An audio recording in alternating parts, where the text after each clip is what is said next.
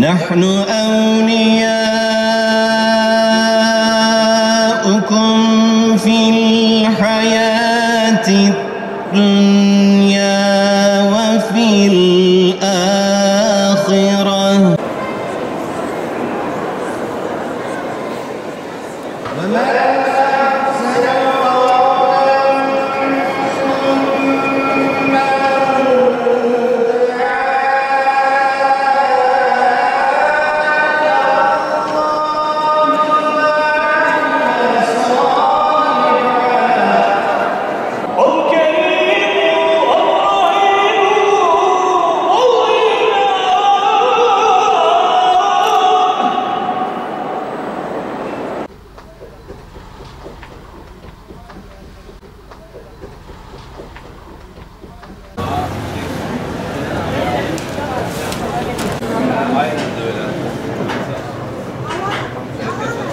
Euzubillahimineşşeytanirracim. Bismillahirrahmanirrahim. Rabbimiz Celle Celaluhu nasip ederse bu yıl yine Ramazan-ı Şerif'e salimen, ganimen ulaşmayı ümit ediyoruz.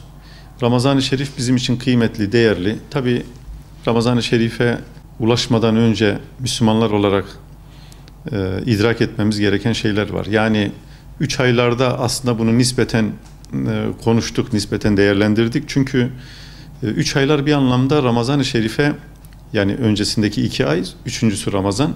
Ramazan-ı Şerif'e bir hazırlık mesabesinde olması lazım. Nasıl bir hazırlık? Maddi ve manevi açıdan kendimizi Ramazan'a hazırlamamız gerekiyor. Özellikle ihlas ve samimiyet noktasında kişinin iş dünyasını gözden geçirmesi gerekiyor. Ben Ramazan-ı Şerif'e ne kadar hazırım? Ramazan-ı Şerif'te Rabbimizin bizlere sunduğu, bizlere ikram edeceği güzel nimetlerden ne kadar istifade edebilirim, manevi nimetlerden.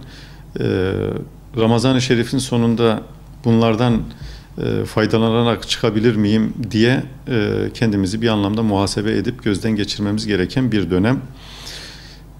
Ramazan-ı Şerif'i biraz şeye benzetiyorum ben, yani kişinin gençliğine işin doğrusu benzetiyorum. Yani gençken birçok şeyin farkında olmaz insan.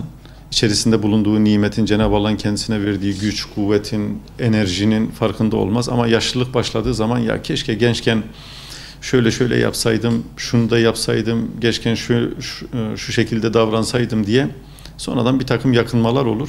İşte Ramazan-ı Şerif biraz öyledir aslında. Geçtikten sonra ya keşke Ramazan-ı Şerif'i şöyle geçirseydim, böyle geçirseydim gibi ifade edebiliyoruz. Ama fırsat önümüzde. Rabbimiz ömür verirse Ramazan'a çok yakın da gireceğiz inşallah. Onu mümkün olan en güzel şekilde değerlendirmemiz lazım. Efendimiz sallallahu aleyhi ve sellem birçok hadis-i şerifinde Ramazan'ın kıymetini bize ifade ediyor. Kaldı ki ayet-i kerimelerde Ramazan ayrı bir değere, ayrı bir kıymete sahip. Kur'an-ı Kerim'de Rabbimiz Celle Celaluhu buyuruyor. Şehru Ramazanellezî unzile fîhil Kur'an. Ramazan-ı Şerif öyle bir aydır ki onda Kur'an-ı Kerim indirilmiştir. Dolayısıyla Ramazan'ı kıymetli yapan şey Kur'an'ın onda indirilmesi. Kur'an indiği için Ramazan-ı Şerif kıymetli, değerli ve bu değerli olan, kıymetli olan zaman dilimine girerken bizim samimiyetimizi, ihlasımızı, duruşumuzu, düşüncemizi, fikriyatımızı gözden geçirmemiz lazım. İbadetler dinimizde iki açıdan değer kazanır. Yani 2 tane önemli husus ibadetlerimizin geçerli olmasını sağlar. Birincisi maddi olarak, yani fiziki sebepler, şartlar. İkincisi ise manevi şartlar. Fiziki şartlar dediğimiz, yani maddi, fiziki şartlar dediğimiz namazın erkanıdır, farzıdır, vacibidir. Usulüne uygun şekilde namazı yerine getirdiğimiz zaman veya sadece namaz değil, bütün ibadetlerde orucu şartlarına uygun şekilde yerine getirdiğimiz zaman fiziki şartları yerine getirmiş oluruz. Zaten vaciplerini, farzlarını yerine getirmediğiniz takdirde o ibadetin geçerliliği ne oluyor? Sıkıntıya giriyor. Ama bir de bunun manevi tarafı var ki o da ibadetten azami derecede sevap elde edip etmeyeceğimizi belirliyor. Nedir o? İhlas ve samimiyet. Cenab-ı Allah tutmuş olduğumuz oruca, kılmış olduğumuz namaza, vermiş olduğumuz zekata, sadakaya, kalbimizde taşıdığımız samimiyet kadar bir anlamda sevap veriyor, değer veriyor. O nedenle Ramazan-ı Şerif'te şuna niyet etmemiz lazım. Ya Rabbi, ben sadece senin için oruç tutuyorum. Ben sadece senin için namaz kılıyorum. Ben sadece senin için sadaka vereceğim. Zekatım varsa sadece senin için vereceğim. Başka hiçbir düşünce, hiçbir fikri içimde taşımayacağım düşüncesiyle yapmak lazım. Peygamber Efendimiz sallallahu aleyhi ve sellem kişinin aile efradına yapmış olduğu ikramı çok kıymetli olarak değerlendiriyor hadis-i şeriflerinde.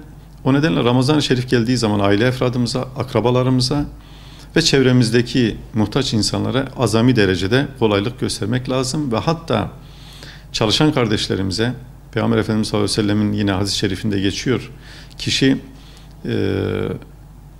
oruçlu olduğu halde ya da başka bir durumda kendi çalışanının işini kolaylaştırdığı takdirde Cenab-ı Allah da onun işini kolaylaştıracaktır. Bu açıdan Ramazan-ı Şerif'te işverenler olsun, esnaf olsun, idareciler olsun, mahiyetlerinde çalışan kimselere Ramazan-ı Şerif'i kolaylaştıracak bir takım güzellikler sunmaları kendileri için daha çok sevap kazanmalarına bir vesiledir.